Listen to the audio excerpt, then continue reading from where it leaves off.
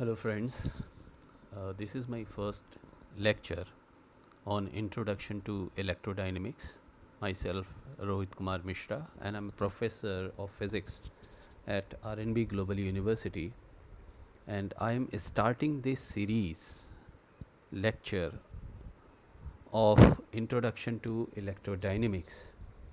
And this is the first part of my lecture series for the students who are interested in Introduction to Electrodynamics. This lecture series consists of a number of videos, and in this first lecture, I will be covering the vector analysis. So, this is the first chapter of the lecture series, and every chapter has been divided into a number of parts. So, basically, this is chapter 1, vectors, and of this chapter, this video lecture will consist of the first part only. Other parts will be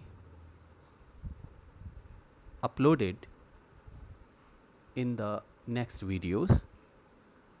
So, in this lecture, the basic points that will be covered are vector analysis, differential calculus, integral calculus, curvilinear coordinates, Dirac delta function, and the theory of vector fields. So, because this is the first part of chapter 1, so in this video lecture, we will be studying about the vector analysis. Under this part, the basic properties of vector analysis, although I hope that you all would have already studied about the basics of vector analysis, but here we will be studying about the vector operations, vectors in component forms, about triple products, about the position vector, displacement vector, separation vector, and how vector transforms. That is how vector transformation takes place. So, to start with the first topic, the vector analysis, let us consider a person at the point O, and he moves towards north up to the point A, which is 3 kilometers away from the initial position. Now, the person moves from A to B at a distance of 4 kilometers towards east. So, we see here that the total distance covered by the person is 7 kilometers, 3 kilometers towards north plus 4 kilometers towards east. So, the total distance is 7 kilometers, but we are more interested in the total length or the distance covered directly from the initial point O to the final point B. This length or this line is called the displacement vector. That is, the total distance between the initial position O and the final position B is called the displacement vector. And as we see, that triangle OAB is a right angled triangle. Hence, by applying Pythagoras or Bodhayan theorem, we can find the direct distance OB, which comes out to be 5 kilometer, or direct length comes out to be 5 kilometer.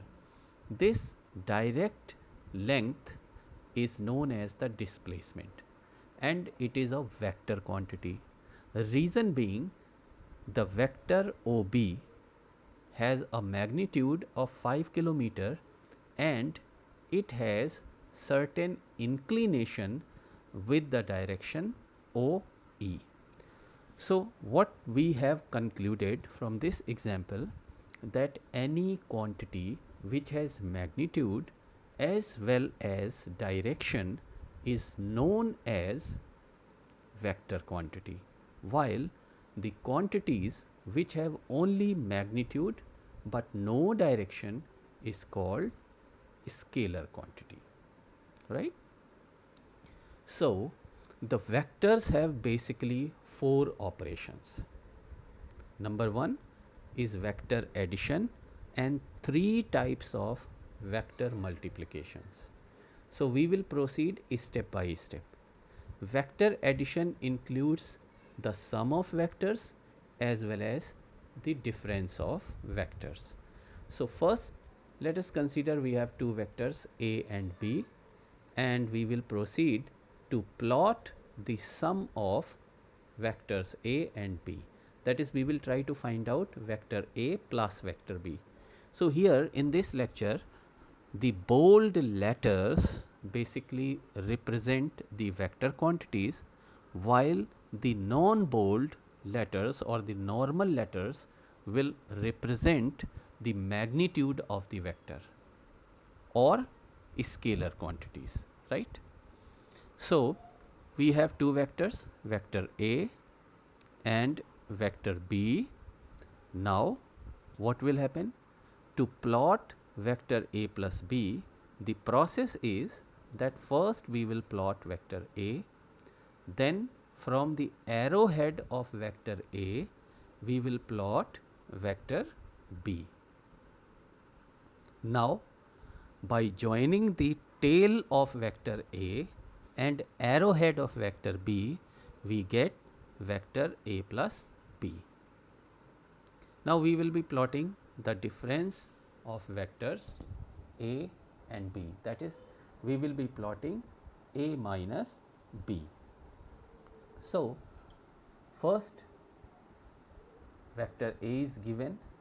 Now we will plot vector minus B. How can we plot vector minus B? Minus B vector can be plotted by reversing the direction of the vector B without changing its magnitude.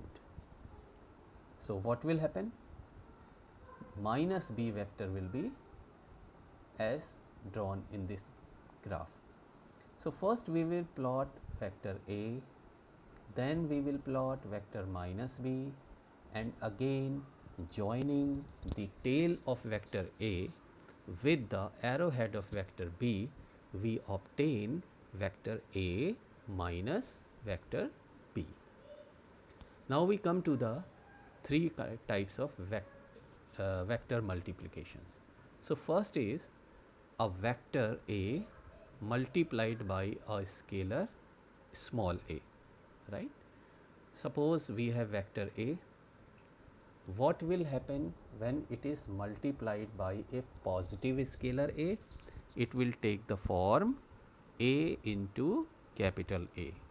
And what will happen if the vector A is multiplied by a negative scalar?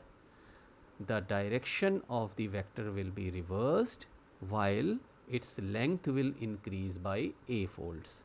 So we have here two conclusions. Number one, by multiplying with a positive number A, the length of the vector increases by A folds in the direction of A.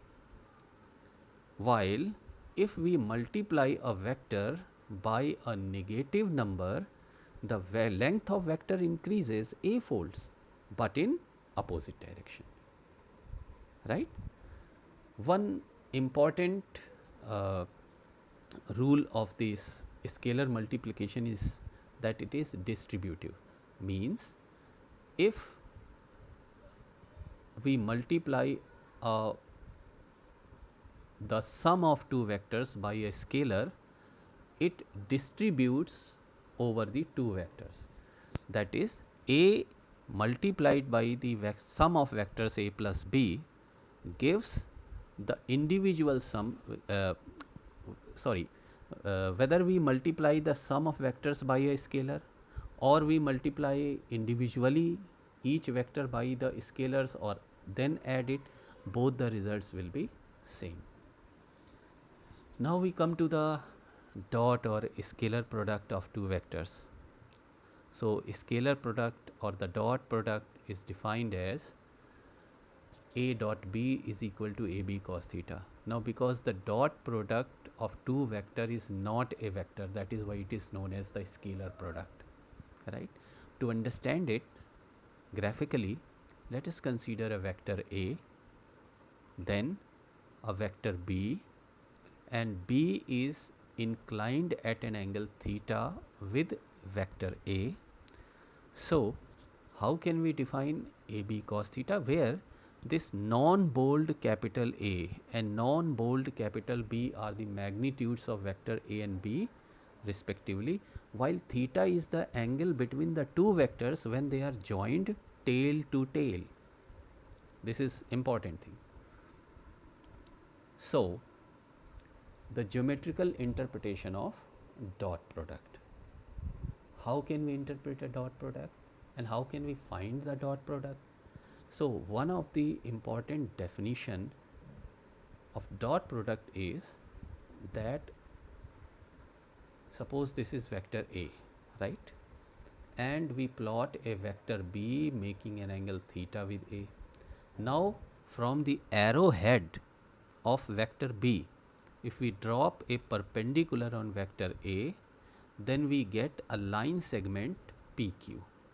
This line segment PQ is known as the projection of B on A, and by trigonometry we can find that the length PQ is equal to B cos theta.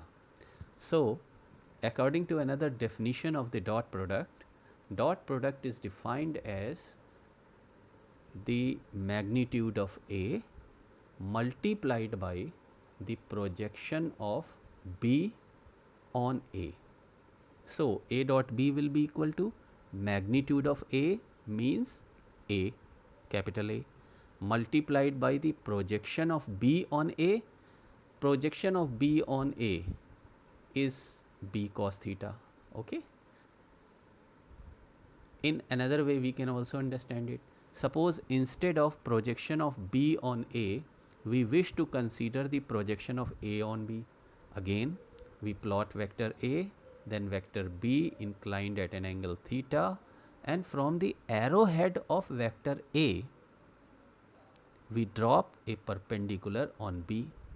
Again the line segment PQ will be the projection of A on B, and its value using trigonometry comes out to be A cos theta. So the dot product in this case will be defined as the magnitude of vector B multiplied by the projection of A on B, and this comes out to be B into A cos theta, which is equal to BA cos theta. Now you can see the multiplication AB cos theta and the multiplication BA cos theta, they all are identical, right? Because they are simple numbers. So in number multiplication, whether the two numbers are multiplied in one direction or other direction, the result is same. It means we can say that A dot B and B dot A are the same, right? Now we come to the properties of the dot product. So the first property is that if the two vectors are parallel to each other and we want to find out the dot product of these two vectors, then the dot product of two parallel vectors is simply equal to the multiplication of their respective magnitudes. Because for parallel vectors, the angle between the two vectors becomes 0 and the value of cos 0 is 1, right? Second is the dot product of the two vectors is commutative.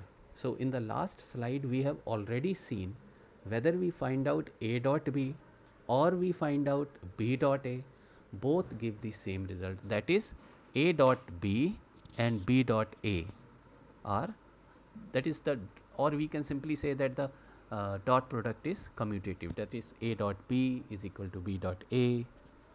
So the third point is that dot product is distributive. That is, if we take the dot product of a vector over the sum of two vectors, then it is distributive. That is, as in this example, A dot B plus C. It means A will distribute itself over the two vectors B and C, right? Fourth property is the dot product of same vectors is equal to the square of the magnitude. That is simply, right? Fifth point is, suppose two vectors are perpendicular, then angle between them will be 90 degree and cos 90 is 0. So the dot product of two perpendicular vectors is also 0. Now the cross or vector product of two vectors. So cross product of two vectors A and B is defined as magnitude of A into magnitude of B into sine theta n cap, where n cap is a unit vector perpendicular to the plane containing vectors A and B. Okay, this can be understood very easily. Suppose we have a plane and we plot a vector A, then vector B, and B is making an angle of theta degree with the A, then the A cross B, that is the A cross B is a vector quantity, right? And that is why we have used n cap. So n cap is a unit vector in the direction of A cross B. This n cap will be perpendicular to the plane containing vectors A and B. You see here vector A and B are on the same plane, while n cap is perpendicular to the plane containing vectors A and B, right? Okay. Now someone may say, why, if I have said that the unit vector of A cross B is perpendicular, it can be in the upward direction, okay, as well as in the downward direction. This is in the upward direction. In the similar manner, the unit vector can be in the downward direction. So what is the rule? How can we determine whether the unit vector will be in the upward direction or in the downward direction? Okay, so let us understand this, right? Oh yes, one more important thing, as you can see in the last line, that magnitude of A cross B is simply written as AB sine theta, because magnitude of n cap will become 1 as it is a unit vector. Okay, so to understand whether this A cross B vector will point in the upward direction or a downward direction, we will proceed further. We can understand this in the as per the following rule. You see, this is a plane containing two vectors A and B, and now we want to take the cross product of A over B. That is, we want to find out A cross B. So what is the rule? First we will stretch the fingers and thumb of the right hand in such a manner that fingers and the thumb are at right angles. Now we will place our fingers in the direction of vector A, right? And we will try, or we will curl our finger towards the vector B. In this case, the thumb is pointing in the upward direction, and hence the unit vector will be in the upward direction. Let us take another example. Again, there are two vectors A and B, and they are inclined at an angle theta. Now we want to find out B cross A.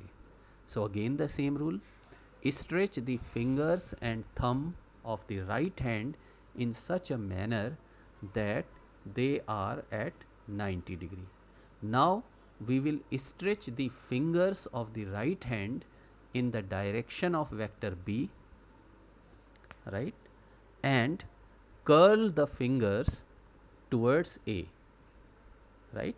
Then the thumb will point in the downward direction. So the unit vector of A cross B will be perpendicular to both vectors A and B and will point in the downward direction. So I hope that you will be able to understand that in which case the A cross B vector will point in the upward direction, or in which case it will point in the downward direction. Now we come to the geometrical interpretation of cross product. Basically it gives the area of the parallelogram in which the two vectors constitute its two adjacent sides, okay, right.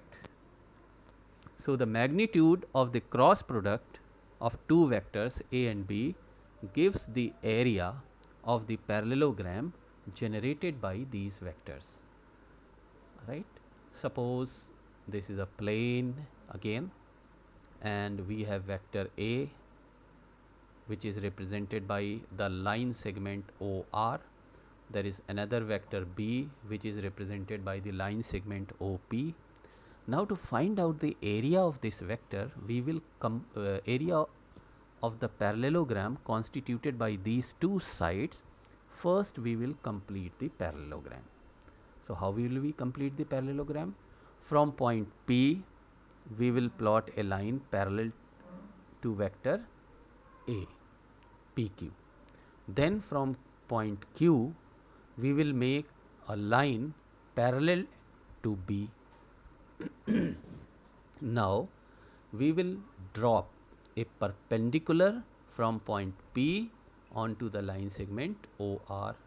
According to the geometry, the length of this line segment will be B sin theta.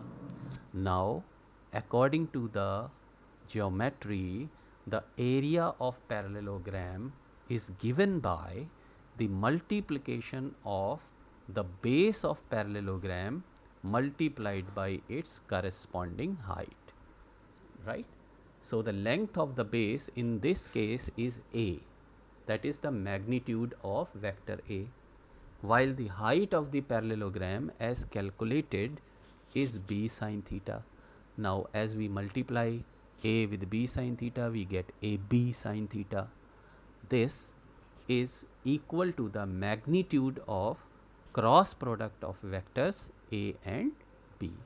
So the magnitude, it is proved that the magnitude of the cross product of two vectors is equal to the area of the parallelogram constituted by the two vectors, right. Now there is one corollary or one sub rule you can find out. Suppose A cross B is 0, what will happen?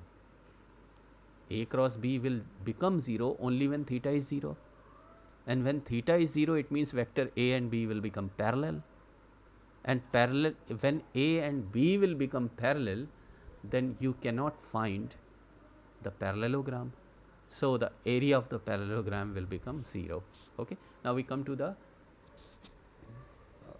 okay, so this n cap is showing. Now it is proved that A cross B is representing area, and A cross B is a vector quantity, so area is also a vector quantity, and the direction of the area is perpendicular to the plane containing the vectors A and B, right. Now we come to the properties of cross product. The first property is the cross product is distributive. That is, if a vector is taken cross product with the sum or difference of two vectors, then A distributes itself over the two vectors B and C. That is, A cross B plus C is equal to A cross B plus A cross C. The second property is the cross product is not commutative like dot product. What happened in dot product? A dot B was equal to B dot A. But in case of cross product, A cross B is not equal to B cross A, because we have seen earlier that the direction of A cross B is in the upward direction, while the direction of B cross A is in the downward direction. So the magnitude of A cross B and B cross A is same, but their directions are opposite. Hence, A cross B is equal to minus of B cross A. Now we come to the third point. The cross product of two parallel vectors is 0, as I have already explained, because for parallel vectors the angle between them is 0 and the value of sine 0 is 0.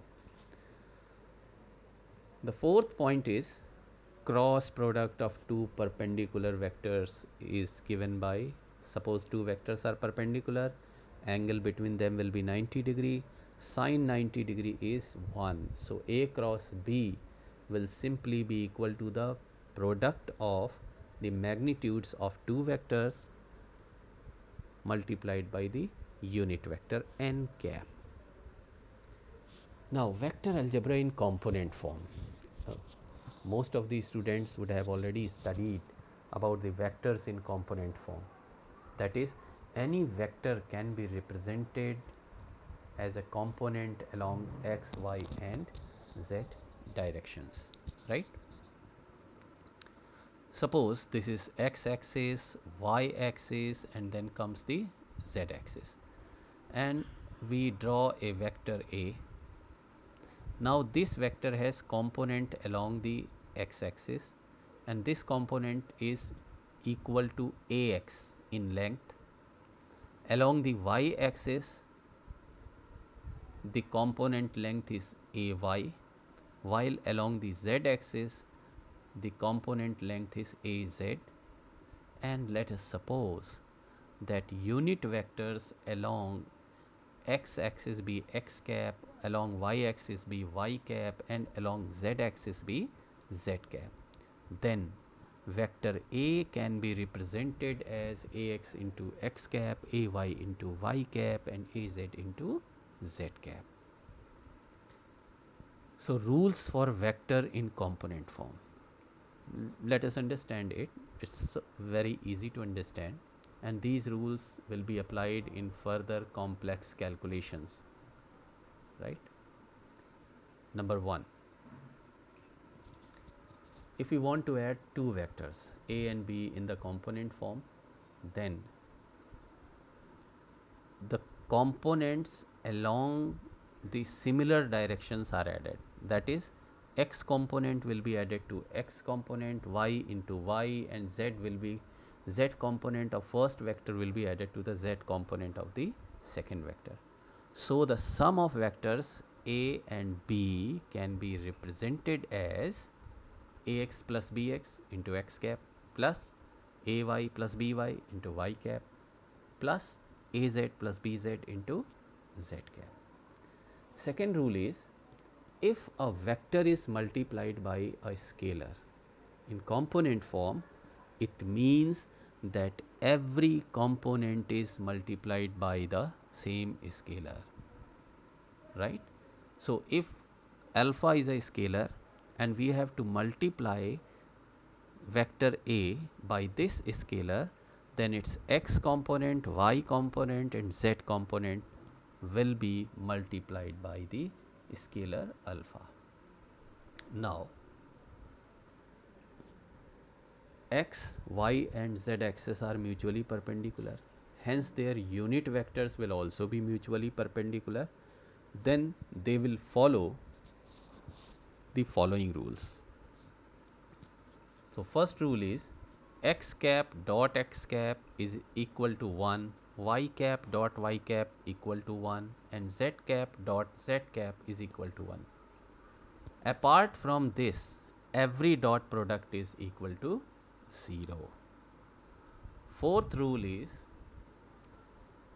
rule for the dot product of two vectors A and B. in component form, x component is multiplied by x component, y component is multiplied by y component, and z component is multiplied by z component, and finally they are added together to get a dot b, right? So a dot b will become equal to ax into bx plus ay into by plus az into bz. Now the dot product of a vector with itself will be equal to the square of the magnitude, right? So the magnitude of a vector can be obtained by squaring every component, adding these squares and taking square root. So the magnitude of a vector is equal to the square root of the sum of the squares of every component. Now we come to the sixth point, the how to calculate the unit vector of a given vector. So according to definition, the unit vector is defined as the vector divided by its magnitude. Okay. Rule number 3, we have already discussed that dot product of unit vector with itself is equal to 1 and with any perpendicular unit vector is equal to 0.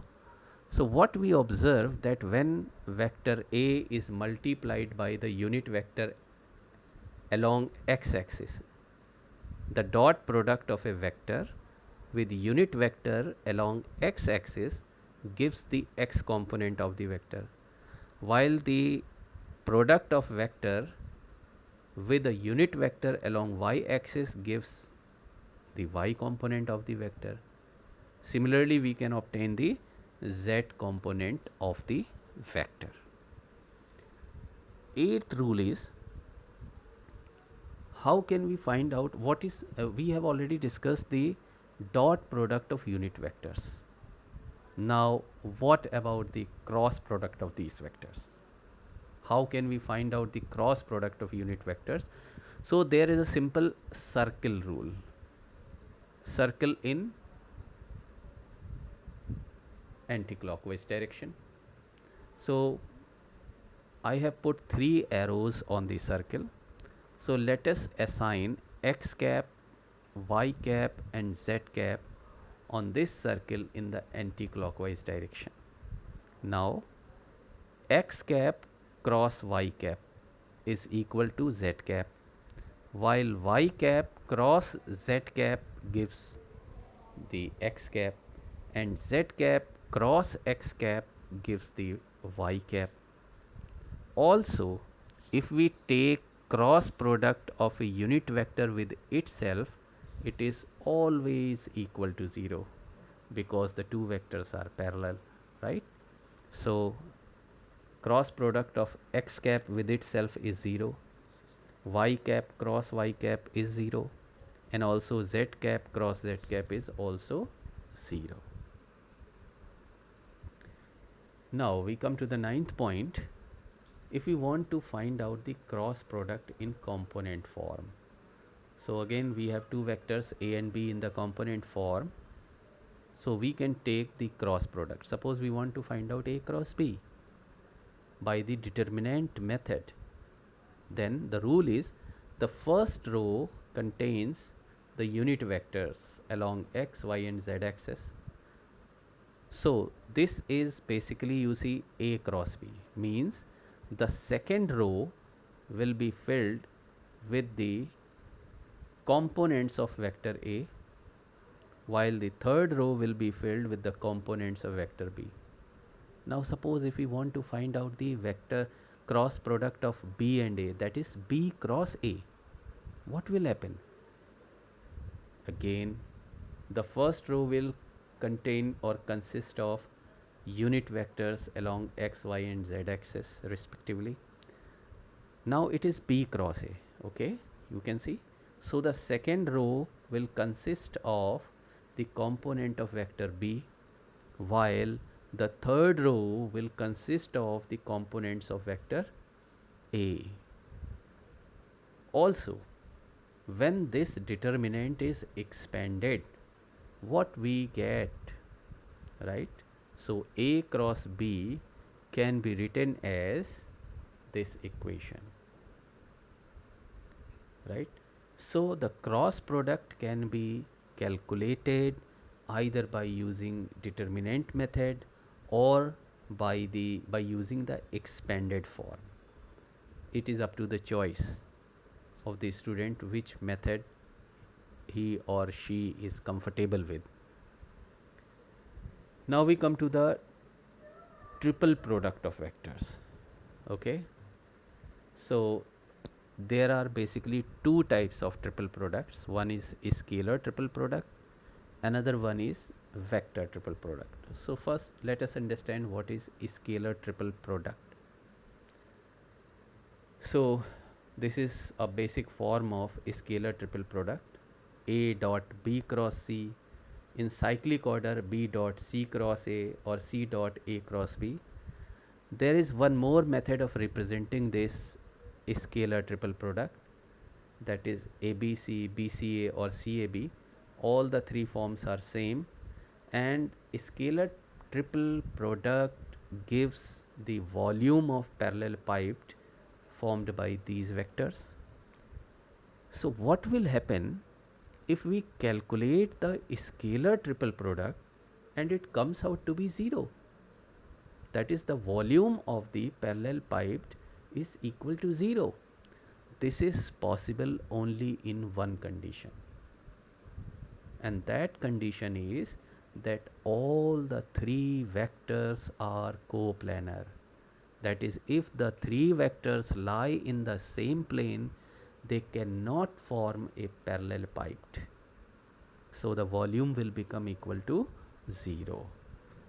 Now to calculate, the method of calculating the scalar triple product is, if you know the components, you can first find out the cross product of the two vectors and then take the dot product with the third vector, or you can directly calculate the scalar triple product by using the determinant. Okay. Now we come to the vector triple product. So what is happening in the vector triple product? It is defined as A cross B cross C, which is equal to B into A dot C. Remember here that A dot C will be a scalar. Okay, so the first term will be B into A dot C minus C into A dot B. So in this equation, on the right hand side, A dot C and A dot B both are scalar quantities.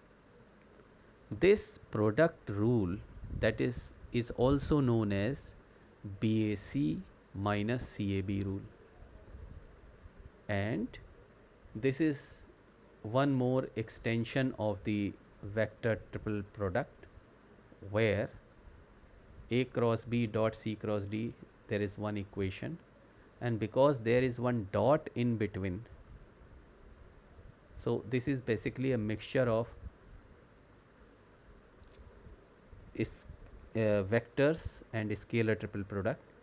So these equations or these formalisms of scalar triple product and vector triple product, students can try to derive, right? And send your comments or any problems or suggestions in the comment section of this video. Now we come to the position vector, displacement vector and separation vector. This is of vital importance, very important in electrodynamics, because what we try to do in electrodynamics, sometimes we try to find out the electric field or the force or the potential difference due to a charged particle at some distance. So let us first find a Cartesian coordinate and a source point vector. So this r prime or r dash is giving the vector position of a source point. Source point means this is basically the position vector of a particle which is charged, for an example, and due to this particle we wish to find out the electric field at some other point. This is called the field point, and its position vector is represented by r. Now if we join the arrowhead of the source point to the arrowhead of the field point, we get the separation vector. So according to the vector addition rule, what we will get? We will simply get that separation vector is the difference of field vector minus source vector. Again, the unit vector of the separation vector by rule will be equal to the, by rule it will be simply equal to the, although it is misrepresented here. So the separation vector divided by its magnitude will give you the unit vector of the separation vector. Okay. Now here is one question for the students. Find the separation vector from a source point 1, 2, 3 to the field point 3, 5, 7. It is very easy to find out. So vector r prime is x cap plus 2y cap plus 3z cap, while the vector position of the field point is 3i cap plus 5j cap or 7k cap, or you can write it in terms of x, y and z. So you can easily calculate it, and if you really find some difficulty in calculating this problem, you can please leave a comment and I will definitely reply in next video. So vector transformation. What we have studied, that a vector is defined as a quantity with magnitude and direction. But is this really sufficient or satisfactory? I think no. Why? Because for a quantity being a proper vector, it is very essential that a vector must transform properly with change in coordinates. That is, there must be a transformation rule when coordinates are changed. To understand this, let us consider a two-dimensional transformation. How? You see, let us consider a YZ plane, okay, and a vector A making an angle theta with y axis. Now suppose this YZ plane is rotated about the common x axis. X axis is at its position, but the position of y and z axis will change. That is, the original YZ plane is rotated by an angle phi. Okay, original YZ angle is rotated by an angle phi, and we get new axis y bar and z bar. Since the axes are rotated about the x axis, there will be no change in the x component of vector A. Only the y and z component will change. Now initially vector A was making an angle theta with the y axis. Now let us suppose vector A is making an angle theta bar with y bar axis. Okay, now what will happen? You see, first the magnitude of vector A is represented by capital A without bold. Okay. Now, as per geometry, the y component of the vector A will be ay cos theta, while its z component will be given by a sin theta.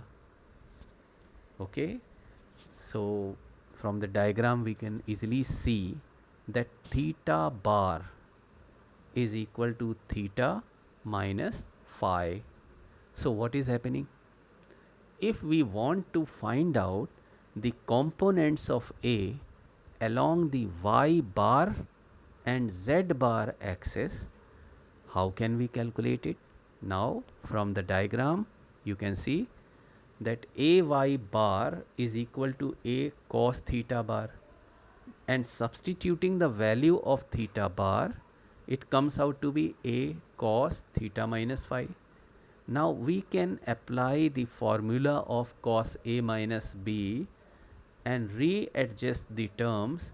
We will get ay bar is equal to cos phi into ay plus sin phi into az. Similarly, the z component in the transformed axis can be calculated as minus sin phi dot ay plus cos phi dot az.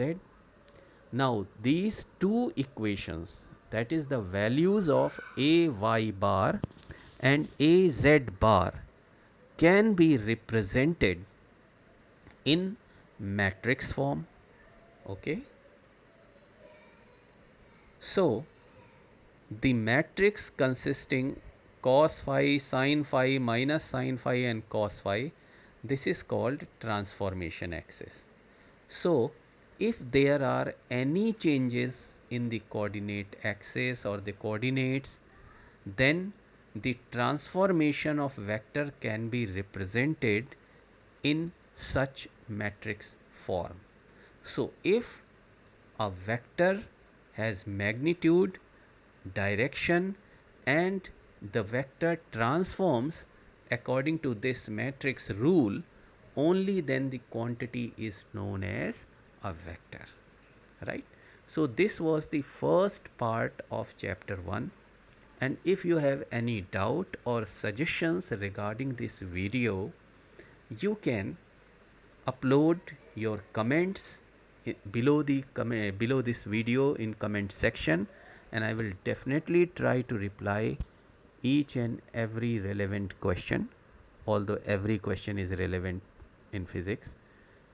So, thank you very much for listening patiently, and we will see you in the next part of the video soon. So, I thank you to all my audiences. Thank you very much.